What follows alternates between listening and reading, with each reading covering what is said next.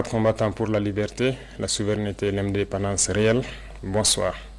À l'orée de l'an 2026, c'est encore un honneur pour moi de prendre la parole et de vous faire un bilan exhaustif de l'année 2025 et aussi les perspectives pour l'année 2026.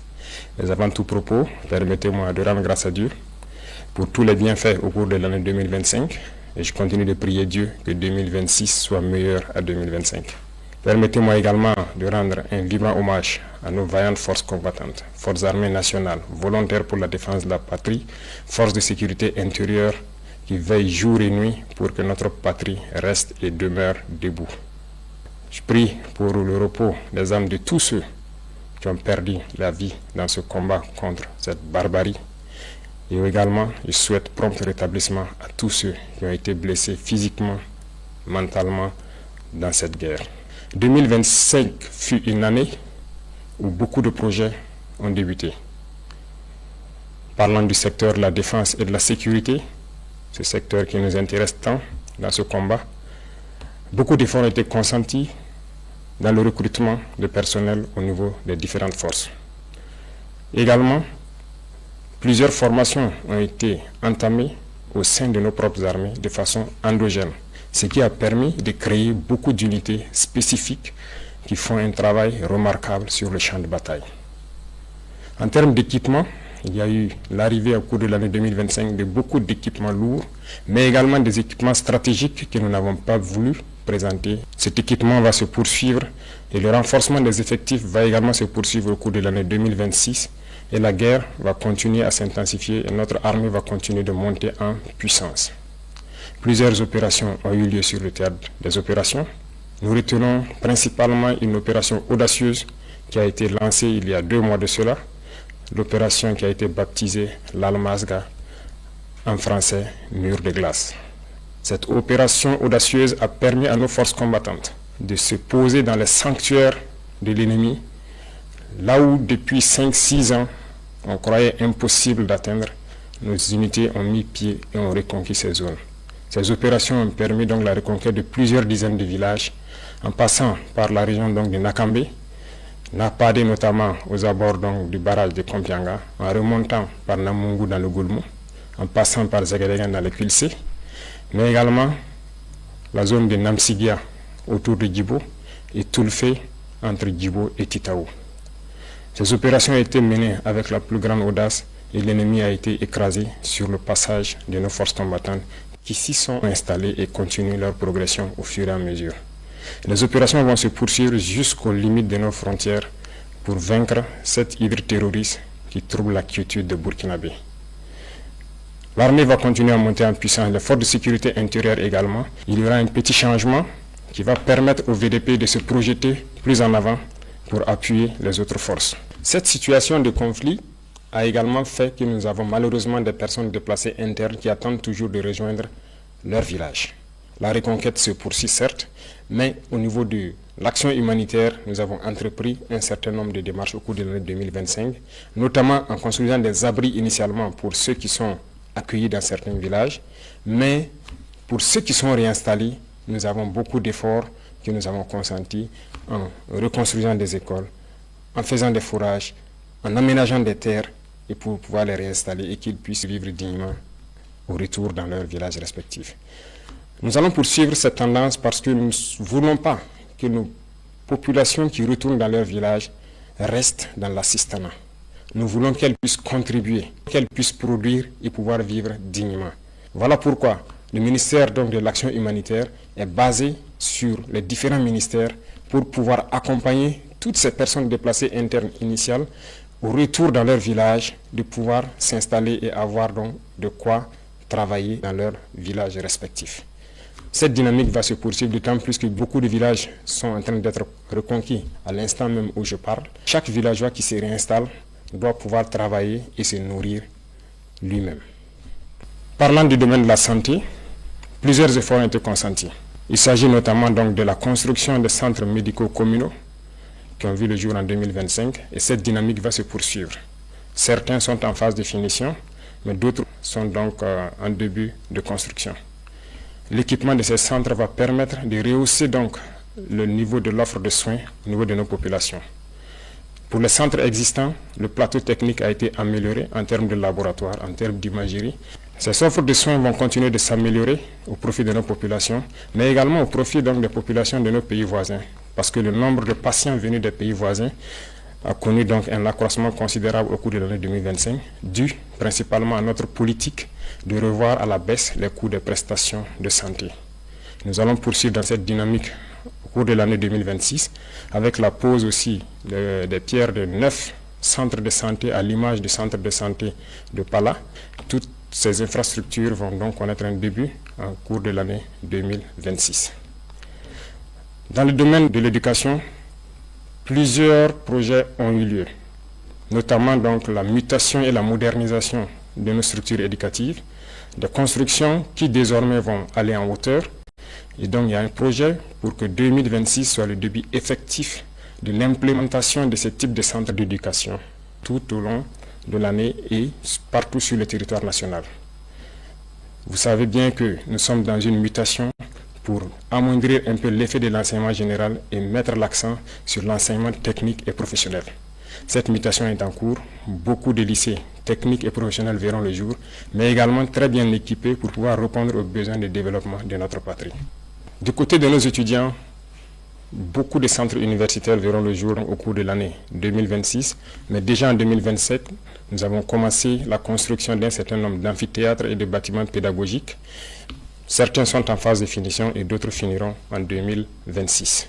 Nous poursuivrons cette dynamique pour permettre à tous les centres universitaires, à toutes les universités, de pouvoir étudier de façon digne et aussi la modernisation en ce qui concerne l'Internet et l'éducation virtuelle va se poursuivre parce que nous venons d'acquérir donc un certain nombre de serveurs au profit uniquement des universités pour que les étudiants puissent avoir des bibliothèques en ligne et cette dynamique va se poursuivre.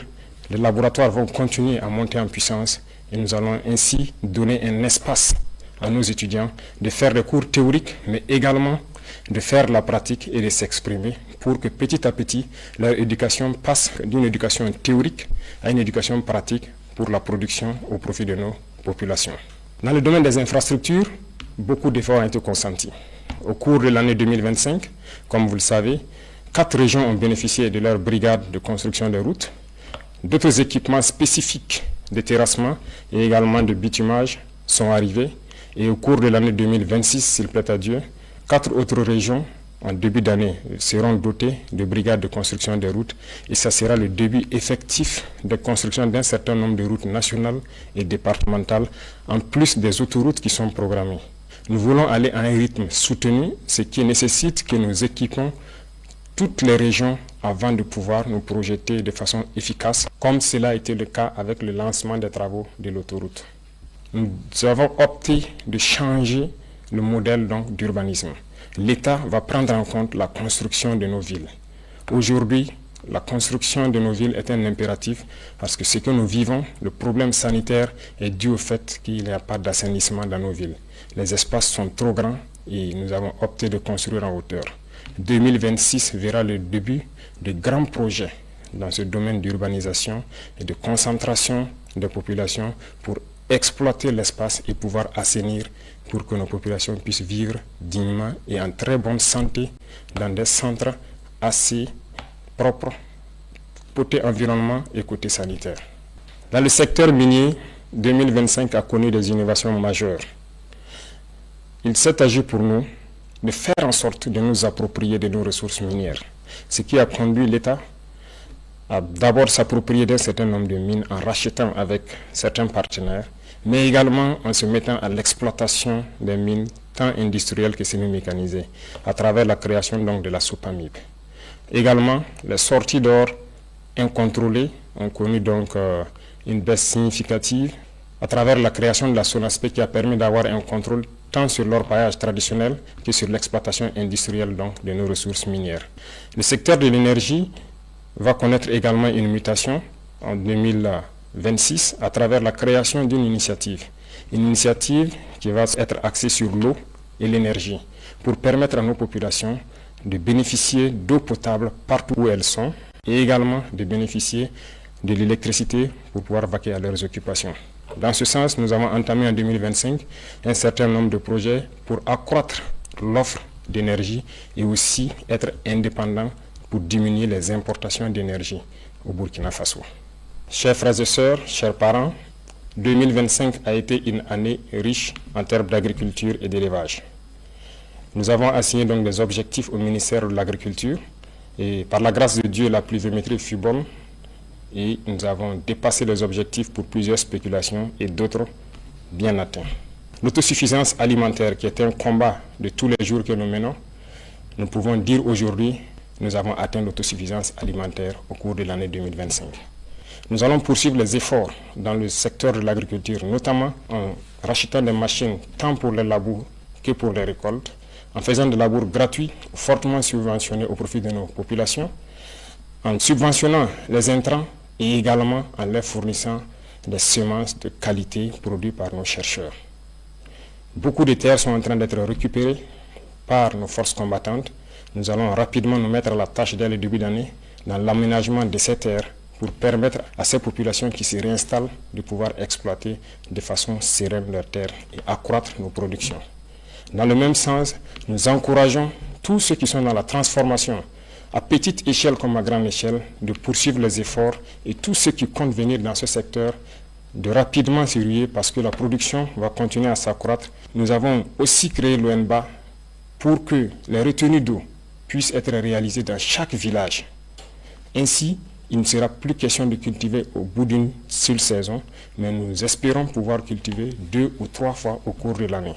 L'ONBA est en train de monter en puissance et d'ici là, dans chaque village, nous espérons avoir une retenue d'eau pour permettre aux jeunes de vivre leur métier d'agriculteur, leur métier d'élevage. Beaucoup de vaccinations ont eu lieu au cours de l'année 2025, pour la plupart gratuites, pour d'autres fortement subventionnés, ce qui a permis donc de préserver des millions de têtes de volailles, de bovins, de caprins. La pisciculture est en train de monter en puissance avec les cages flottantes qui sont installées un peu partout sur nos barrages, ce qui est une très bonne expérimentation qui a fait accroître la production piscicole du Burkina Faso et nous espérons que 2026 puisse être une année au cours de laquelle nous allons être suffisamment outillés pour atteindre l'autosuffisance et arrêter un tant soit peu l'importation de poissons d'eau douce au Burkina Faso. Les efforts vont se poursuivre également dans le secteur de l'élevage en faisant en sorte qu'en stabulation pure, les éleveurs puissent bénéficier donc de cultures fourragères et également à travers Faso Goulougo de bénéficier d'aliments de qualité qui seront produits et contrôlés par nos chercheurs. Tout cela contribue donc à atteindre l'autosuffisance alimentaire, mais également à participer à la transformation de nos matières premières et en vue d'une exportation vers certains pays amis qui voudront bien s'approvisionner au Burkina Faso. Camarades, dans le domaine de l'économie, 2025 a été une année prolifique pour le Burkina Faso. Je peux dire, en macroéconomie, sans me tromper, que notre économie se porte très bien. En témoigne, lorsque nous faisons le test d'aller sur le marché régional, de lever des fonds, nous sommes toujours au-delà de ce que nous espérons. Ce qui prouve la confiance des opérateurs économiques et de certains bailleurs africains au Burkina Faso. Nous allons poursuivre les efforts, tant dans le domaine des impôts, de la douane, mais également de la digitalisation des opérations pour diminuer le risque de fraude au niveau donc de notre économie. C'est dans ce sens qu'à partir de janvier, il sera lancé normalement la facture électronique certifiée qui doit permettre au commerce de pouvoir se faire sans corruption. Et cela permettra donc encore d'accroître les recettes de l'État et de pouvoir mener un commerce sain au profit donc de nos populations. Nous allons poursuivre les efforts dans le domaine de l'économie à travers une économie saine qui doit permettre à ce que les investissements soient structurants et continuer à diminuer les dépenses de fonctionnement au niveau de l'administration. Les efforts consentis au niveau de l'agriculture, au niveau de la défense et dans tous les secteurs des infrastructures, notamment en prenant en compte la construction de nos infrastructures nous-mêmes, permettent de faire beaucoup d'économies d'échelle. Dans le domaine de l'énergie et de l'eau, les initiatives qui vont venir doivent permettre également de faire des économies d'échelle et de pouvoir investir dans des secteurs structurants. Tout cela doit permettre à l'économie burkinabé de faire une avancée significative. En plus de cela, les ressources minières que nous allons exploiter par nous-mêmes maintenant va permettre en 2026 de faire un bond considérable en matière de PIB pour que le Burkina Faso puisse, dans un laps de temps, devenir une économie émergente à travers le monde. Dans le domaine donc de la culture, nous poursuivons les efforts, de sorte que nous revenons petit à petit à nos valeurs, à nos racines. Il n'y a que par cette manière que nous pourrons nous affirmer et développer notre nation. Je le dis parce que revenir à l'éducation technique et professionnelle et en combinant cela avec nos valeurs, nos connaissances endogènes, nous pouvons créer et innover à partir de ce qui existe et pouvoir arrêter un tant soit peu les importations d'un certain nombre de produits au Burkina Faso. Il y a beaucoup de savoirs endogènes qui permettent de transformer déjà nos matières premières. Il suffit d'ajouter de la science pour que cela puisse nous aider. Et la culture fait partie de tout cela et participe activement au développement de notre nation. Sur nos valeurs endogènes, nous allons mettre l'accent au niveau de nos écoles et des tout-petits. Parce que le Burkinabé, l'homme intègre, a des valeurs qui nous ont été léguées par nos ancêtres. Des valeurs d'honnêteté, des valeurs d'intégrité, des valeurs de dignité et des valeurs de patriotisme. Et tout cela pourra s'enseigner à travers la culture, aussi au niveau des tout-petits, pour que nous construisions des Burkinabés de demain. Beaucoup d'événements culturels ont eu lieu en 2025, mais en 2026 également, beaucoup d'événements culturels auront lieu et il y a des grands projets dans le domaine de la culture. Mais tout cela, comme je l'ai dit, doit être axé sur nos valeurs ancestrales endogènes qui doivent permettre de créer de nouveaux Burkinabés basés sur nos propres valeurs. Tout cela doit faire la différence avec le Burkinabé que l'impérialisme a voulu bien construire au Burkina Faso. Le Burkinabé nouveau doit être quelqu'un qui se départit de toute corruption et qui doit mettre la patrie au devant de tout ce qu'il fait. C'est à ce sens que nous pourrons vaincre ce terrorisme qui nous menace également aujourd'hui, mais également pouvoir développer de façon consistante tout ce que nous produisons ici et pouvoir être une nation puissante et émergente. 2025 a été une année d'industrialisation également. Beaucoup d'unités industrielles ont vu le jour, notamment dans la transformation de nos matières premières, et beaucoup de ces unités ont été accompagnées par l'État à travers le Fonds burkinabé de développement économique et social, mais aussi des banques étatiques. 2026 sera aussi une année industrielle beaucoup plus importante parce que nous avons beaucoup d'unités industrielles qui seront prêtes au cours de l'année 2026, mais également, comme vous pouvez le constater, nous avons accordé des financements à certains privés à travers donc des institutions étatiques et certains fonds nationaux pour les accompagner à la création d'unités industrielles qui doivent transformer nos matières premières essentiellement. Nous avons fusionné les fonds en 4 grands fonds qui doivent permettre d'aider tous ceux qui veulent entreprendre et qui ont un minimum dans le domaine principalement de la transformation et aussi de l'agriculture. Ces domaines sont très importants pour nous parce que c'est en produisant et en transformant ce que nous produisons que nous pouvons devenir une nation puissante.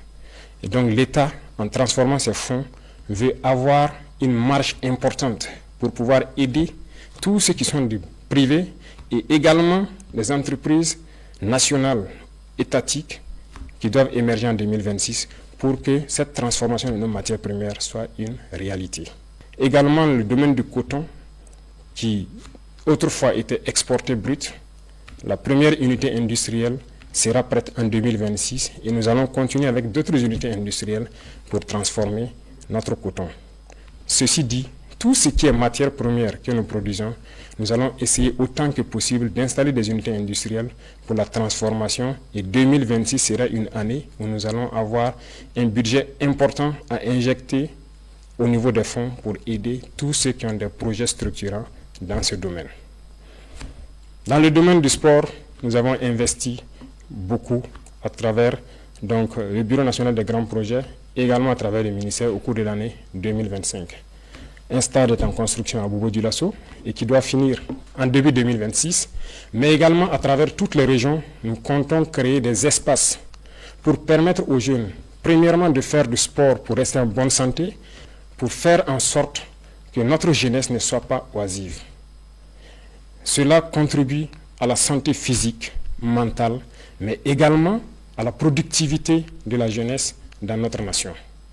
Nous allons poursuivre les efforts dans ce sens au profit de la jeunesse et développer tous les types de sports qui puissent être développés au Burkina Faso et qui puissent faire en sorte que la jeunesse soit en cohésion parfaite. À toutes les équipes qui représentent le Burkina Faso à l'extérieur dans les compétitions internationales, nous leur souhaitons plein succès pour 2026 et particulièrement les étalons qui aujourd'hui défendent les couleurs nationales, nous leur souhaitons plein succès jusqu'à la victoire finale. Camarades combattants, le domaine de la justice est un domaine qui nous tient à cœur. Aucune nation ne peut se développer dans l'injustice. L'injustice crée des tensions, crée des conflits et crée donc des problèmes au sein de la société. Voilà pourquoi nous nous sommes attaqués à ces phénomènes et nous avons restructuré totalement la justice au cours de l'année 2025. Cette restructuration va se poursuivre à travers donc le nouveau format du CSM qui intègre des personnels non magistrats, mais également nous voulons transformer totalement la manière de faire la justice. Et tout cela, je parlais de culture tantôt, nous avons décidé d'incorporer nos valeurs endogènes de gestion des conflits au sein de la justice.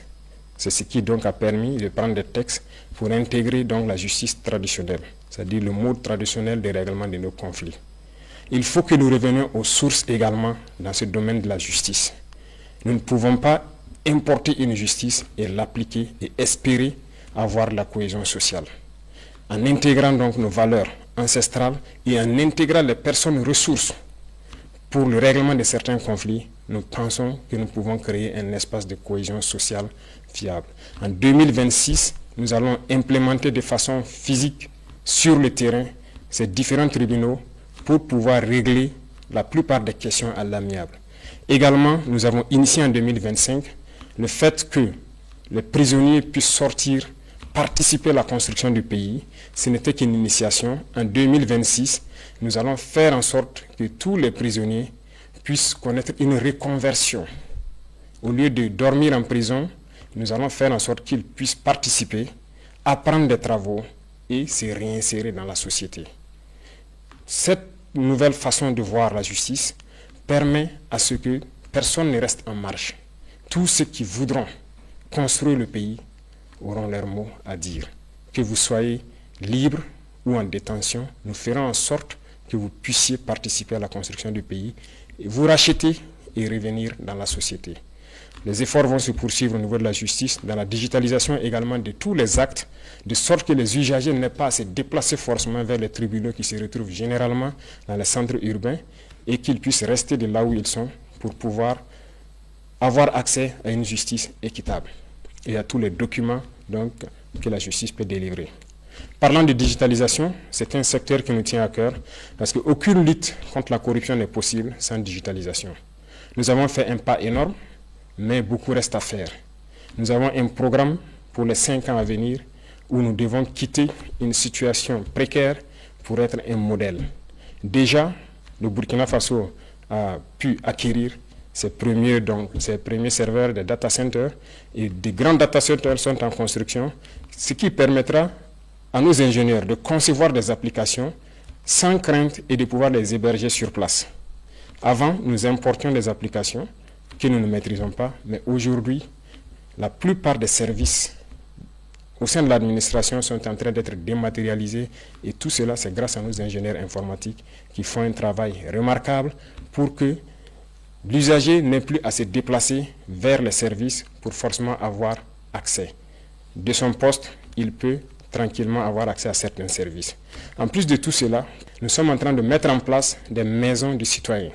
Et les constructions vont démarrer en 2026. Ces maisons seront donc installées dans beaucoup de chefs-lieux de province, mais également nous irons jusqu'au département pour faire en sorte que quiconque ne maîtrise pas l'outil informatique puisse aller dans ces maisons, trouver des Burkinabés qui vont les aider à avoir accès à tous les services à travers les plateformes qui seront installées sur les machines dans ces maisons. Cette digitalisation va se poursuivre et la modernisation de l'administration également va se poursuivre pour nous permettre de lutter efficacement contre la fraude et tous les abus qui puissent exister au sein de l'administration. Chers frères et sœurs, chers parents, vous avez pu constater qu'au cours de l'année 2025, nous avons dû faire donc les états généraux au niveau de l'administration territoriale. Ces états généraux ont conduit donc à des conclusions que nous avons exploitées et également donné une vision, ce qui a conduit donc à modifier le code des collectivités territoriales. Ce code a été modifié pour nous permettre d'avoir une nouvelle architecture. Certes, le redécoupage régional a évolué, mais la fonction des collectivités territoriales doit évoluer également. Parce que le développement ne se fera pas uniquement dans les villes. Le développement doit partir des villages. Et pour cela, il a fallu donc que nous touchions ce code. Nous allons installer des PDS avec des missions assez claires qui seront évaluées et suivies par les préfets, de sorte que tout ce que nous avons comme vision en matière de développement, comme je l'ai cité tantôt, puisse commencer au niveau des villages, impliquer tous les villageois et ils seront notés et évalués en fonction de ce qu'ils vont faire dans les différentes collectivités. C'est ce qui a amené principalement au changement donc, de ce code et 2026 sera l'année où nous allons implémenter réellement sur le terrain ce nouveau code des collectivités.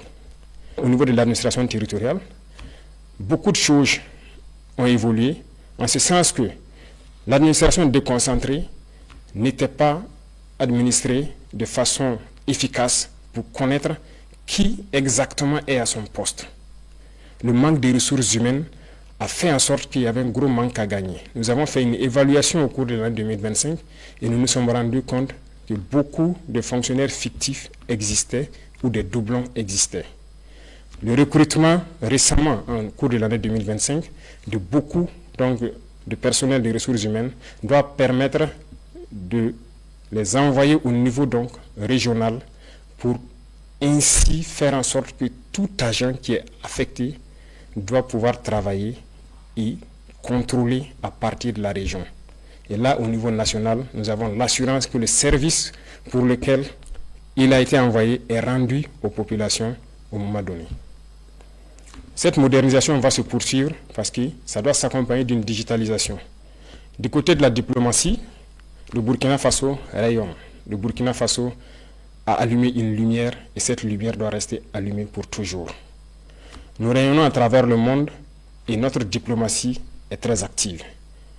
Des changements auront lieu, certes, pour réorganiser le dispositif diplomatique à travers le monde entier, parce que la géopolitique nous l'impose. Et cette réorganisation a déjà commencé en 2025 avec un certain nombre de réajustements dans le traitement donc, des diplomates, mais la réorganisation spatiale à travers le monde entier aura lieu en 2026. Nous allons rediriger notre diplomatie en fonction de la géopolitique actuelle qui vient notre pays. Le Burkina Faso est un pays ouvert pour tous les partenaires, sincères, respectueux de notre souveraineté, de notre liberté et de notre dignité. Mais le Burkina Faso ne permettra à qui que ce soit, aucune puissance, de pouvoir nous imposer ce qu'elle souhaite. Voilà pourquoi nous devons continuer partout où nous sommes à faire en sorte que le drapeau du Burkina Faso flotte avec dignité.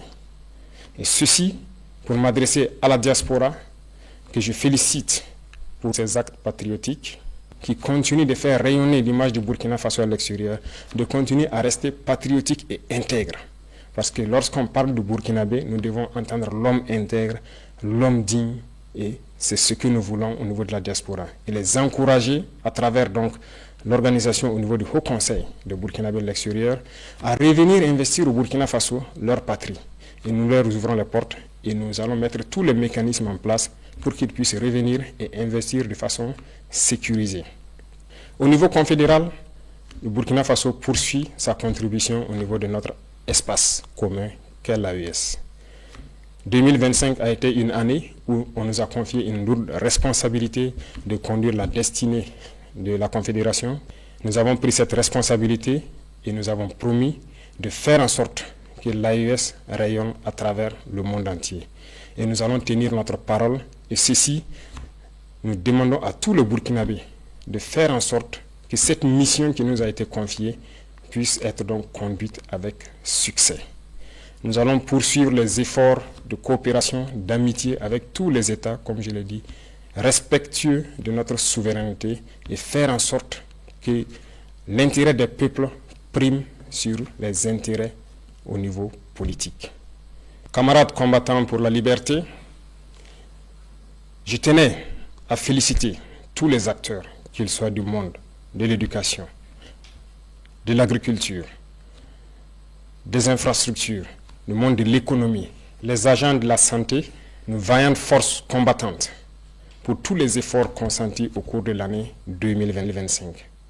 De continuer à mouiller le maillot, comme on aime le dire, à se sacrifier, à chose qui importe pour nous, c'est le bonheur de nos populations. Tout acteur de l'administration doit avoir ça en tête et faire en sorte que ses actions quotidiennes contribuent au rayonnement de notre patrie. À tous ceux-là qui communiquent, combattent l'impérialisme à travers la communication, je les félicite plus fort. Parce que toutes les guerres de l'impérialisme commencent d'abord par la communication. Et pendant les guerres, la communication fait la différence dans les batailles. La communication essentielle est un maillon des opérations. Poursuivez votre effort de communication, poursuivez votre effort à faire en sorte que leur désinformation ne puisse pas toucher nos populations.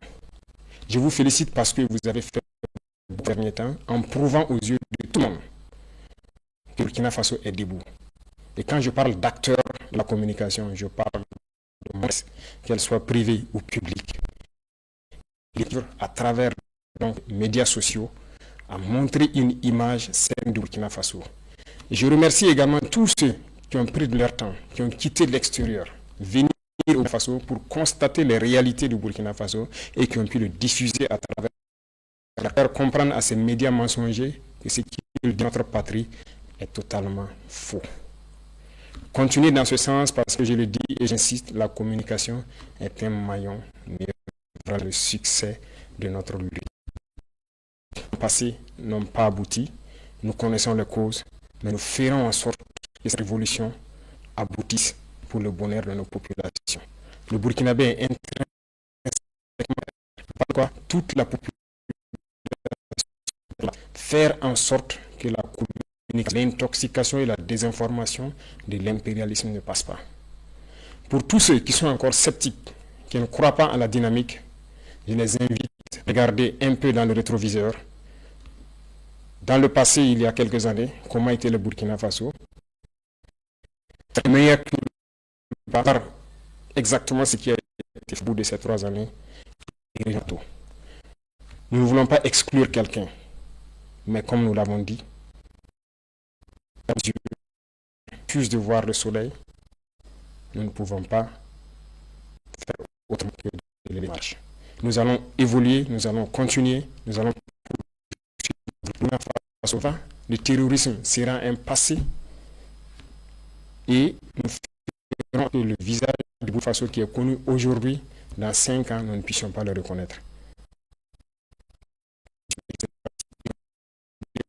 Pour les générations à venir, le combat est bien aussi déjà gagné. Doublez d'efforts pour que 2025 vive le Burkina Faso, vivre notre pays digne, intègre et prospère. Bonne année 2026. La patrie ou la mort, nous vaincrons.